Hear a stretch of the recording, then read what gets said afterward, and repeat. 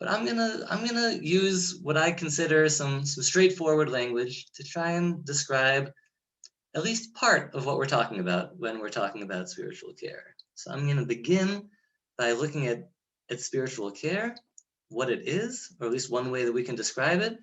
And then I'm gonna move on to talking about what are some of the things that we have learned from the research field about spiritual care and some of the ways that it contributes. So here we go. So let's begin with a poem. So Admiral Kusman is a Israeli rabbi and poet. He teaches actually in the Reform Rabbinical School, one of them in Germany, for many years now. And here's an English translation of a poem that he wrote that I think does a nice job of capturing some of what our patients or our residents, our spiritual care recipients might be experiencing, and at the same time, something that some of us as care providers, I think, also experience. Wanted, a quiet place to rest the soul, just for a few moments. Wanted, a place to rest the feet, just for a few moments.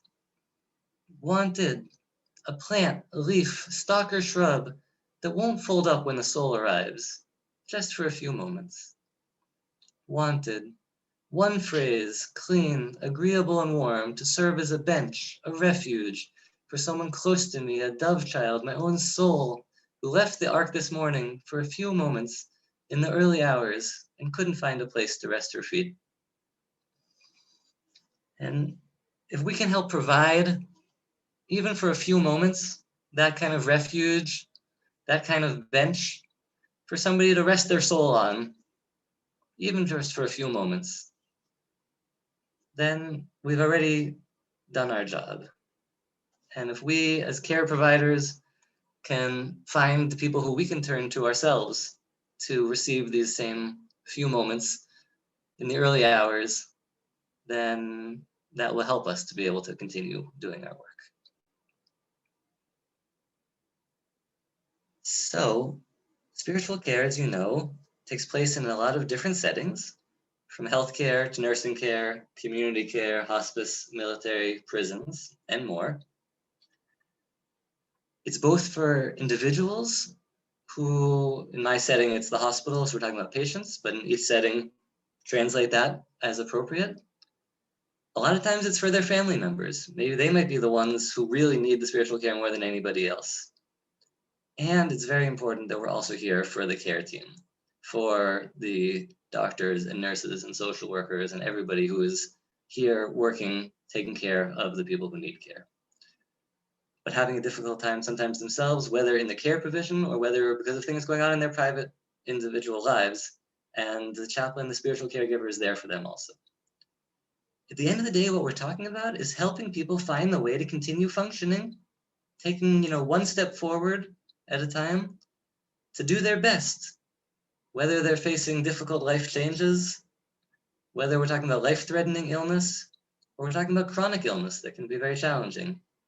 We could be talking about the challenges brought on by aging, or sudden changes in one's plan or a crisis. And now, what somebody thought the next decade, the next 3 decades was going to look like has changed very dramatically and sometimes very fast. Spiritual care is about working through loss. Losses can be deaths in the family. Losses can be losses of job, losses of functionality. Those are all losses that need space for grieving. And of course, being the family member of somebody going through any and all of these things can be very challenging. When we're talking about staff, we're talking about on the personal level, but we're also talking about on the care level, the staff burnout. Who might benefit from spiritual care? This is a list that I give when I speak to different departments in the hospital, when I speak to the nurses, to the social workers, to the doctors. Who can you identify relatively quickly who is likely to benefit from spiritual care? Talk about somebody who you see who's alone all the time, a lot of the time. Talk about people who now they're going through some kind of medical crisis in my setting, but really for a long time now, their life has been really hard and they've just gone through one thing after another. Really wonderful opportunity now that they're in the hospital setting to be able to reach them and provide spiritual care for them. You might hear somebody who's expressing a spiritual struggle, patients who might say things like, "What's the point?" Or, "Where is God? God has abandoned me. Why am I even still alive?" Or if you hear about somebody who used to have spiritual beliefs that really helped them and now they've lost that belief. If you see somebody who's just having a hard time coping and you have some sign that spirituality could be something helpful for them. Maybe you see a Quran next to their bed. Maybe you see some iconography under their pillow, and that is enough. Maybe they mention that they used to have a meditative practice. So combine difficulty coping with some reasons to think that spirituality is a helpful modality for them. If you hear somebody who's talking about their fears around death or what could even happen after dying, call in the chaplain. Guilt, despair, or just somebody who's just shouting and just extremely out of control emotions. A lot of times the spiritual caregiver can be helpful. In terms of palliative care, so this is one of the places where the government regulations around the world are most clear about the importance of including spiritual care, where spiritual care is seen as an essential component of quality palliative care. Spiritual elements of the plan of care should be based on needs, goals, and concerns identified by patients and families, and to recognize and maximize patient and family spiritual strengths. This is something that I'm going to talk about again in a few minutes. When we're talking about spiritual care, you should always be keeping in mind both sides. We're looking to identify where the spiritual suffering and distress is to see what we can do. That's sort of from the negative side, from the suffering side, but we're also equally looking at what are the opportunities here to strengthen spiritual resources. Spiritual care is not just about looking at what's going badly, how can we help, but it's looking for the opportunities. What are the resources that are available to this person, maybe not being used as fully as possible, that we can help those patients, those people make better use of. And then you have an interdisciplinary team. So the chaplain is a spiritual care specialist, trained to address spiritual and religious concerns of all patients and caregivers, regardless of their spiritual or religious beliefs and practices. Everybody on the team should know something about spiritual care and something about emotional care, but you have your generalists and you have your specialists. So the chaplain is the spiritual care specialist, and the chaplain is also an emotional care generalist, interfacing closely with the social worker and other mental health providers to provide psychosocial spiritual care as a unified domain. So what is spirituality? Spirituality, when you come right down to it, is connection. We're talking about connectedness. We're talking about connection to oneself, to others, and to something greater than oneself. And if I break that down in language that I like to use, because I think it translates well in communicating spiritual care to the other members of the team, we're talking about connection to oneself, so I include there a sense of meaning and purpose, hope, identity, freedom and dignity, the ability to thrive and grow. If we're talking about connection to others, so that's the people who we love, who are meaningful for us. That's our culture and our community, which includes even things like arts and literature, cultural traditions. That's a way for you to feel like you're part of something. You're part of a group, you're part of a larger world, a larger tradition. And it includes the sense of having someone to lean on and something to believe in. When we're talking about things greater than oneself, this is where religious belief comes in. Our values, I think, are actually part of connecting us to a sense of values seem to come from a larger place. A sense of being connected to the world, to nature. And I think even when we give thanks, that actually is a moment of connecting ourselves to something bigger. All of these are areas of spirituality. These are things that can, if they're going well, then they do good for our spirit. They give us a good feeling. And these are things that if they're missing, then that's going to cause suffering. These are sources of, the same things are the sources of spiritual suffering and opportunities for spiritual strength and for spiritual resources. We're talking about things like a crisis or an illness or having to move into a nursing home. That can really create a sense of disconnectedness, of having been taken away from our normal setting. Maybe somebody who is no longer able to work, who is no longer able to care for their family and has the sense of having lost a sense of meaning and purpose. Somebody who has death approaching and might feel like, what can I hope for? Somebody who might look in the mirror and say, I don't know who this is, looking back at me, that sense of identity that can disappear. The freedom and dignity that gets impaired when we're no longer able to make so many decisions for ourselves. Maybe we find the doctors speaking to our family and kind of ignoring us. Most doctors don't do that, but it can happen. The ability to thrive and grow, will I still be able to now, even in my 80s, in my 90s? It doesn't have to end, but I can start to feel harder and harder. Getting disconnected from the people around us, maybe we can't so much see our family, or maybe our family doesn't want to hear what's really going on with us. You can be even surrounded by people who you love and have loved you, but now your fear is something that they're not willing to join you in. They're not willing to hear your fear of death. And you end up being alone and losing that sense of connectedness. Religious belief, where is God? All of these things at the same time are also things that we can try and strengthen. Try and find out, what were their connections? What was their culture that they really care about? What is their community? Is it their choir? Is it their the pool and the jacuzzi where they would see their friends regularly? Is it the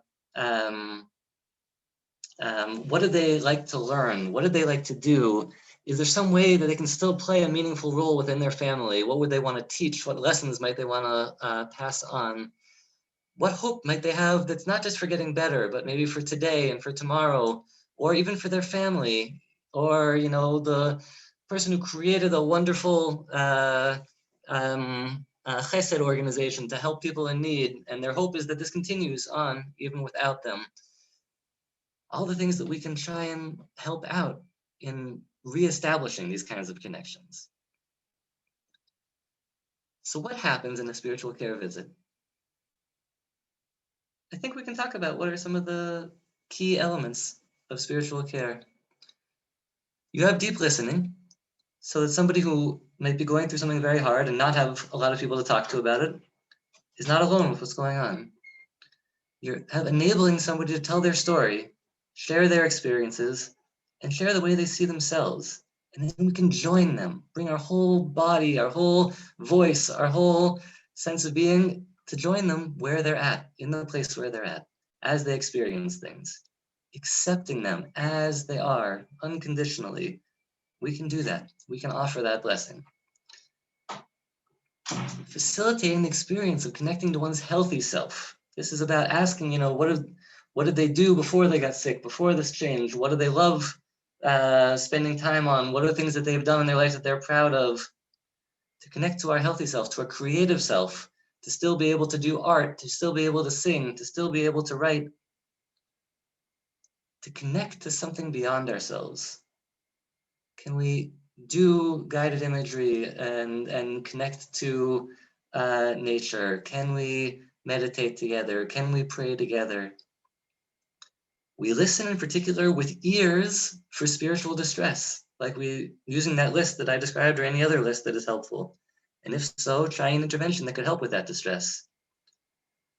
The goal at the end of the day is not just a conversation. The goal is an experience that touches the spirit, using the means that by getting to know this individual person you've learned are appropriate for them, come out of their life and their world, not out of the chaplain's world. An experience lasts. An experience is fundamentally more transformative than just a conversation. That's what we're going for.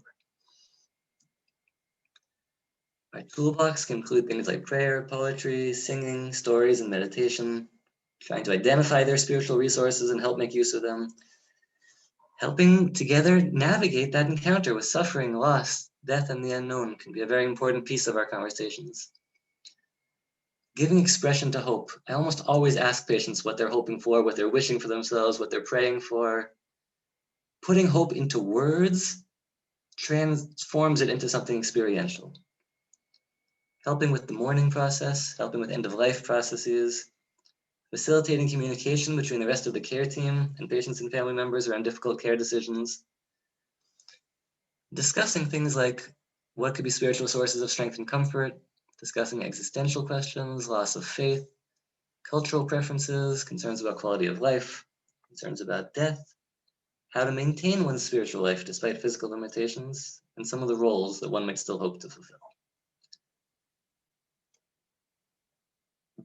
What do we hope for will happen? I think we can describe this. I like to try and name these things. Greater calm, lessened anxiety, and greater ability to live with what we've got.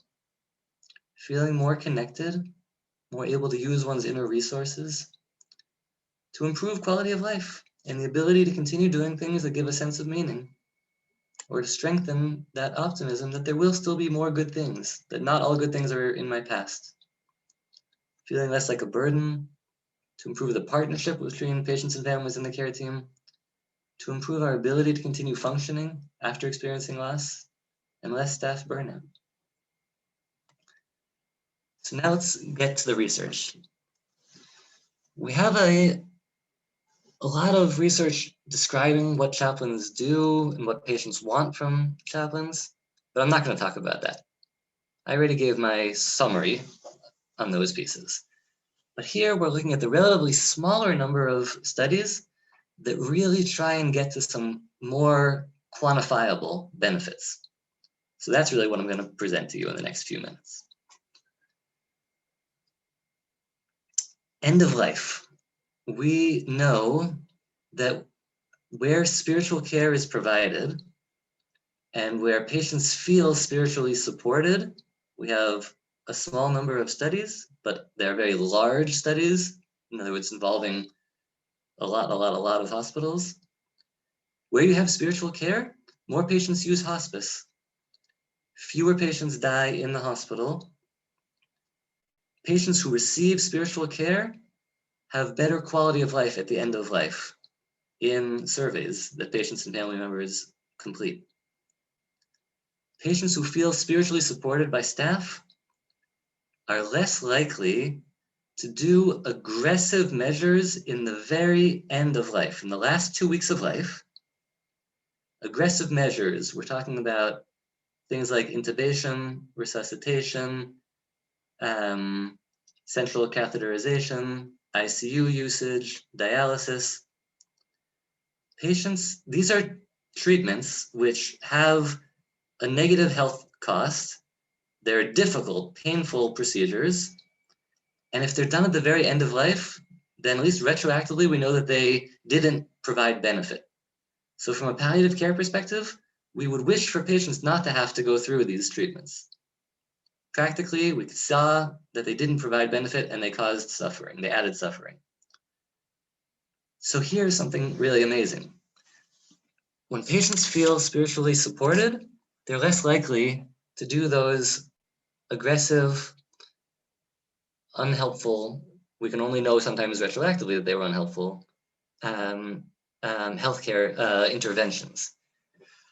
I have the excitement to get to share with you, you're the very first audience to get to hear this, results of a survey that we are just completing in our hospital in Rambam in Haifa, where we tested just this question of aggressive care at the end of life, and we looked at conversations with the social workers, psychologists, and chaplains, and we see that patients who received spiritual care were less likely, significantly less likely to have these aggressive care measures taken at the very end of their life, in the last 2 weeks of life. And we even see that the more spiritual care visits, the more the likelihood goes down. So both on the yes, no, was there spiritual care, and even on the how much spiritual care.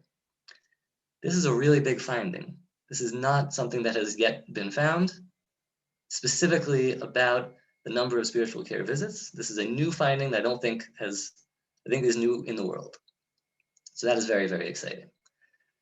On the institutional basis, it's also helpful because it saves money. And if that is a factor, then the administrators can also take that into account. That shouldn't be anything that we focus on. We're focusing on reducing suffering, and that's why it's relevant. Satisfaction. So you have, in America, we don't do this in Israel, but in America, you have your satisfaction surveys when patients are released from hospitals. And so we see that patients who receive spiritual care, their overall satisfaction numbers go up. Again, this is from a huge survey of tens of thousands of responses. We know that it also increases their likelihood to say that they would recommend the hospital to others. And even after a death in the ICU, families report greater satisfaction with the care that their dearly departed received when spiritual care was included. We have some limited findings showing reduced length of hospital stay where spiritual care was involved. And then we have some helpful findings that are not about spiritual care, but that are about spiritual well-being. There are a number of measures for spiritual well-being. Shalom is the name of the one that I think is the best, the Spiritual Well-Being Questionnaire, or in Hebrew, Shalom. We see in different settings, a number of different studies, that spiritual well-being reduces anxiety and despair, increases will to live, and improves independent functioning.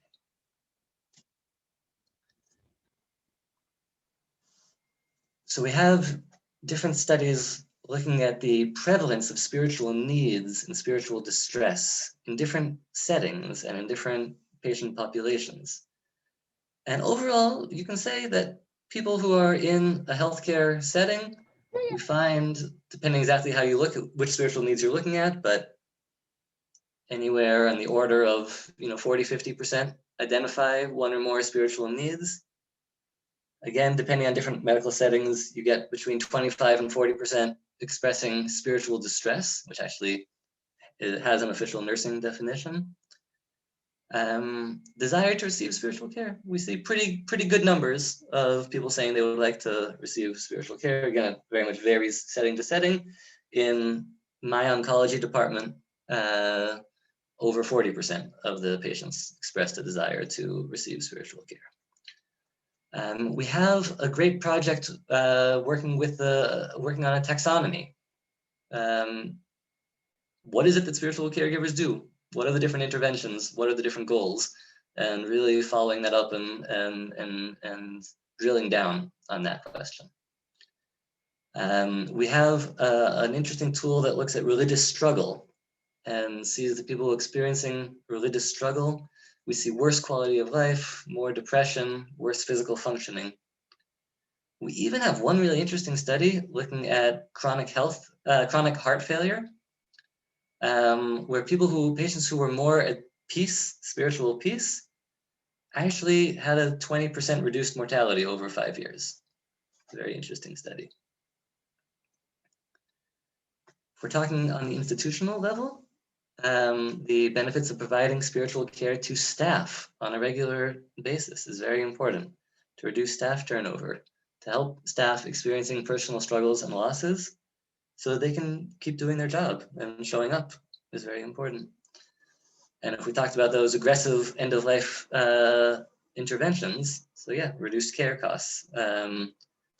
These are very expensive. ICU is a very expensive intervention that is not helping somebody if they're going into the ICU a few days before they pass away. So I'm gonna stop there and open it up for questions and discussion. Rabbi Schultz, I sent you one question in the chat that was sent to me while you were speaking. Okay. Sure, Rabbi, I just want to quickly say thank you so much, Rabbi Schultz, before we begin the questions. That was really just fantastic. Something that I personally haven't heard, at least the totality of it, and the effect that spiritual care is having on people, on residents, patients, staff. So I have a lot of questions, but I'll I was going to pull rank, but I'll allow the chat to start us off. Okay, yeah, well, the questions are already rolling, so we're good. Okay, great. So Sounds here's good. the first question. I'll read it out loud.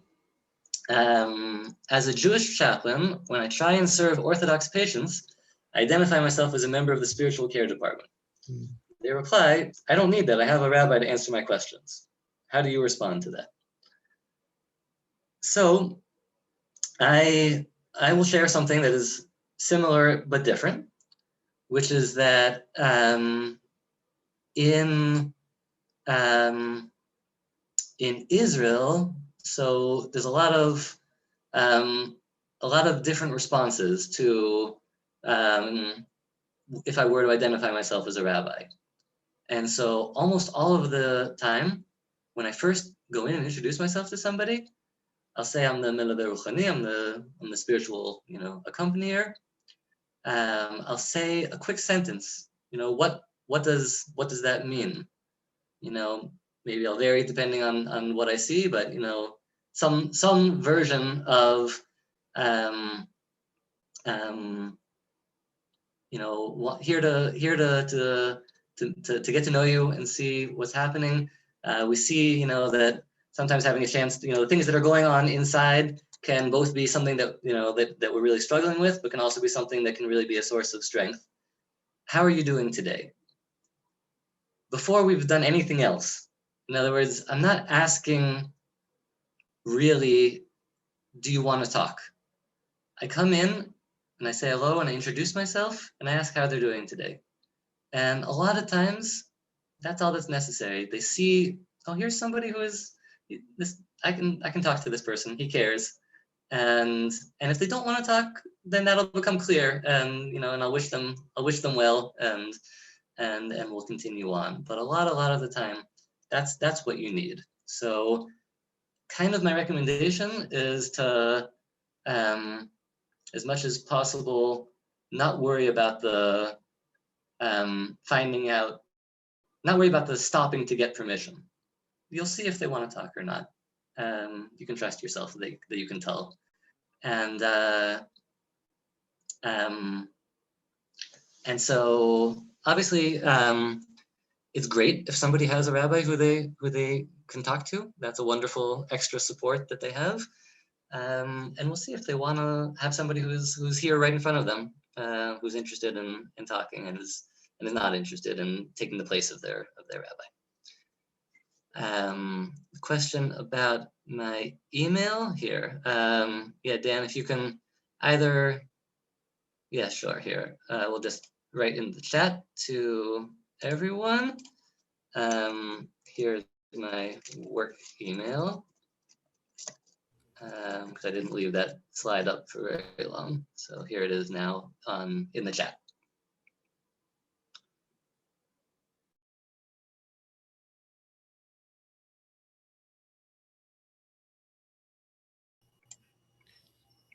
Robin, I don't know if you had more that were just sent to you. Oh, did you want to pose your question first and then I'll take, Sure. I'll take a note of that? So Rabbi Schultz, I think what I struggle with, and I think you spoke to this a little bit in your presentation, is the complexity of trying to put numbers on a very unnumbered kind of profession. I don't know what difficulty you've had in trying to chart your interventions and trying to kind of put the facts and figures and that justification back into the people that both are looking over your work, but also in the people that you're serving. Yeah, I mean, you definitely, so I think it's very important to chart for two reasons. First of all, it's an important way of communicating with the rest of the care team. You're giving them a chance, whether they are able to communicate with you verbally or to read what you've written. But first of all, just to know that you were there. That can be enough. They just want to see there's a checkbox in the spiritual care, part of the computer program. They see that you were there. That's comforting. That's important for them to know that this person who they care about is also getting extra care. And then absolutely, we need to keep track of our numbers. Whether you can pull that out from the system, whether you have to keep that as a running tally, that your staff do. We, every year, at the end of the year, sort of pull together all the numbers, but also all of the other things that we've done, right? What are all the different seminars that we've organized? What are all the talks that we've given? How many groups of nursing students did we meet with? How many group sessions for staff support did we organize? How many staff members did we have individual conversations with, right? You need to chart both patients, family members, and staff separately. You don't chart the staff, but you need to keep track of it in a internal way so that you can report on that to the central administration. That's very important. They want to know that you're doing that role, and it's not going to show up any other way. And I send an executive summary to the hospital leadership once a year so they can know what's happening. In a setting like my setting, big hospital, academic hospital, I was sending those reports for a number of years. The first year that we had significant research publications was the first year that I was invited to give a talk, to present to the central administration. So it was absolutely important. The very fact that we were conducting research, even before any results, was really appreciated. So if you're in an academic setting, that's also a crucial piece, just of being part of the life of an academic setting, is to be part of, furthering knowledge for everybody. But so I think all the different pieces of what we do, we need to be tracking and reporting that to the central administration. I see there's one other question in the chat. I just have a question as a lead into her question, which is, can you just tell me more about the makeup of your students or other chaplains? Are they from other faiths other than Jewish? So, yeah, let me tell you guys a little bit about the field in Israel, because this is probably interesting, at least to some of you. It's a newish field. If in America we have chaplaincy training for 100 years already, and in Europe, in a fairly organized way, depending on country, for 40 or 50 years, and even a number of countries where you have legislation mandating spiritual care in healthcare settings. In Israel, we're talking about 15 years now that in a really organized way, the profession has been growing. You have training programs in 5 different sites. You have 140 certified chaplains today, and working in a little over 10 or 11, 12 hospitals, 15 to 20 nursing homes, and then just a lot of different settings in lots of different places, lots of different smaller settings, and also a not small amount of private clinics. In other words, people, let's say, who have an elderly parent, and they hire a spiritual caregiver. They hire the chaplain to do home visits for their elderly parents. That's actually pretty common. And another interesting area that has really developed in Israeli chaplaincy is bereavement work. So the welfare ministry provides bereavement for families that experience sudden losses. So think about deaths in car accidents, or suicides or murders even. So the welfare ministry provides a whole set of services to those families. And that for the last few years has also included spiritual caregivers. And so that's actually one of the major employers of spiritual caregivers in the country. At Rambam, it's been really important to us to make sure that spiritual care is also being developed in the Arab community. Sort of in the very first few years of spiritual care in Israel, it was mostly in the Jewish community. It was Jewish philanthropic dollars that were moving it forward, and that's just kind of how it developed. And but that doesn't make any sense, and that has no place. And spiritual care has to be totally for everybody, and that includes who is receiving spiritual care, and that includes who is providing spiritual care. And if you're doing outreach to communities to teach about the value of spiritual care, you also have to make sure you're doing that in all our different communities. There's nothing to talk about. That's an obvious thing. And so we have organized a number of special conferences in Arabic, in Nazareth, in Haifa, to reach out to the Arab community, to recruit people who would like to learn to become chaplains, but needed to first learn about chaplaincy for that to be able to happen. Today in our training program, so first of all, I facilitated with an Arab chaplain, with a Muslim chaplain. The two of us lead the training program together, and we have in our group of 10, 5 Jewish, 1 Buddhist, 3 Muslim, 1 Christian in terms of religions in our training program.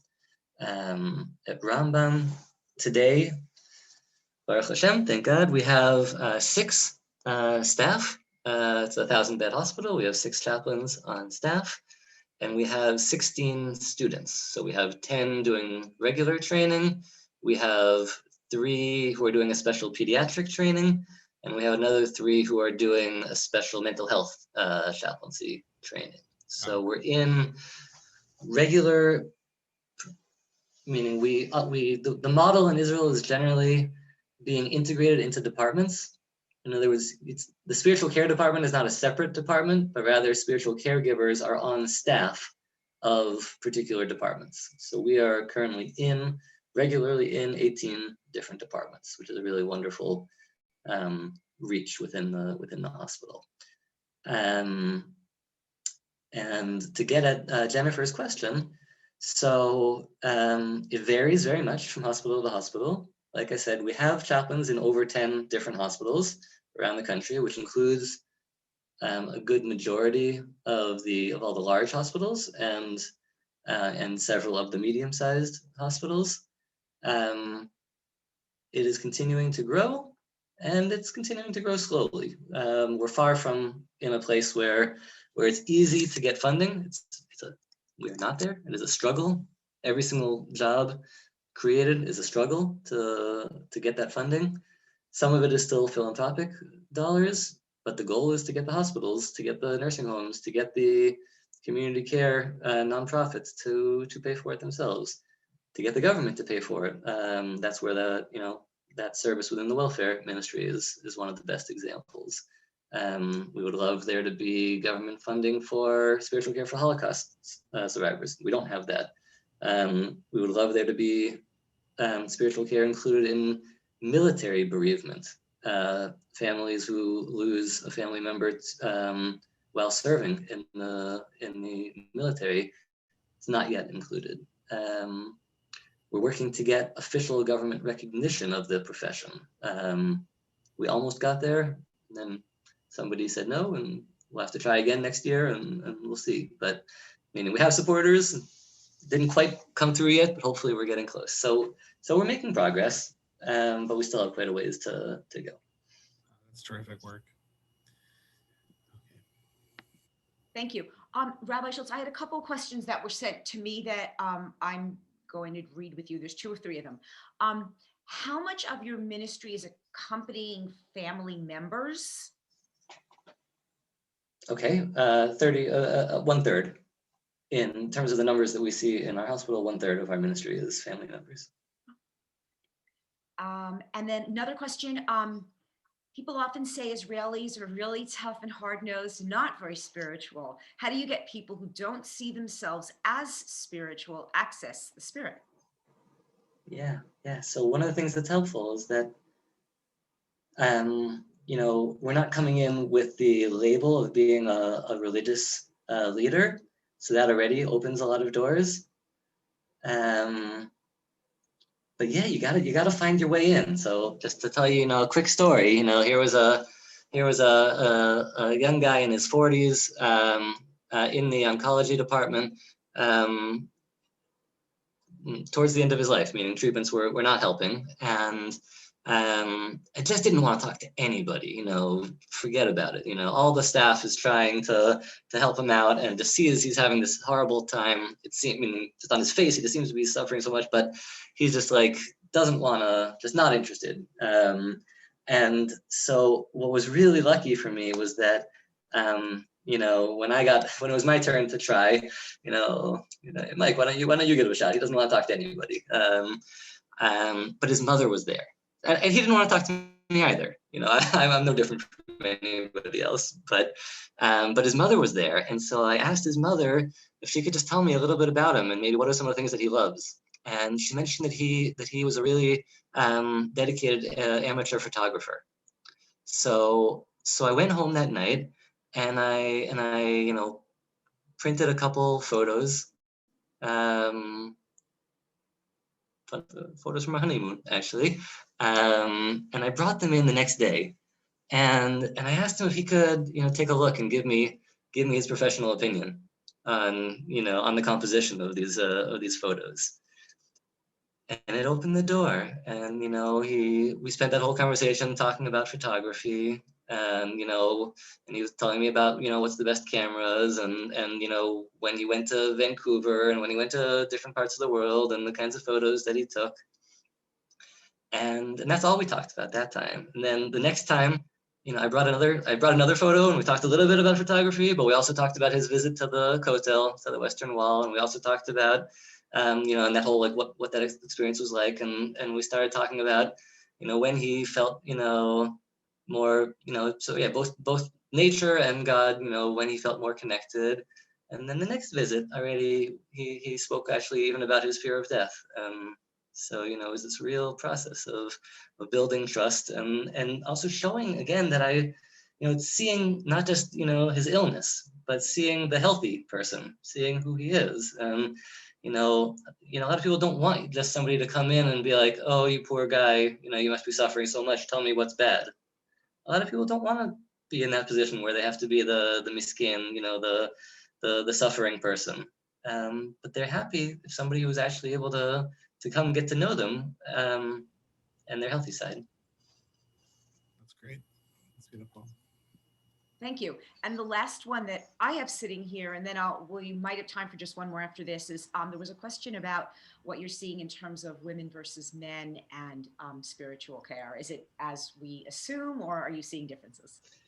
So this, in my opinion, by the way, is one of the most important reasons why it was so good a decision in Israel not to say that you have to be ordained in Israel to be a spiritual care provider. Because in Israel, much more than in America, that would have excluded women.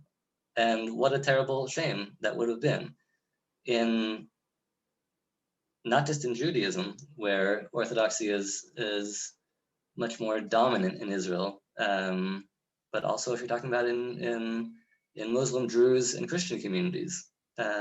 What a terrible mistake that would have been. And in short, I don't know the numbers exactly, but something like 90% of our spiritual caregivers are women.